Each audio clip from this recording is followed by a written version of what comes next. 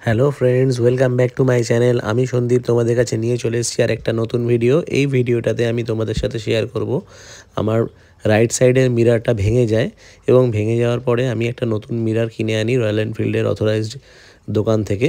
সেই মিরারটার দাম পড়ে 600 টাকা। এখানে 700 টাকা এমআরপি আছে। ডিসকাউন্ট দিয়ে আমাকে 600 টাকায় মিরারটা দেয়। আমি 600 টাকা দিয়ে মিরারটা কিনে আনি এবং বাড়িতে নিজেই লাগিয়ে নিচ্ছি। তাই মিরারটা লাগানো খুবই সহজ। তোমরা কিভাবে লাগাবে সেটাও আমি তোমাদেরকে দেখিয়ে দিচ্ছি।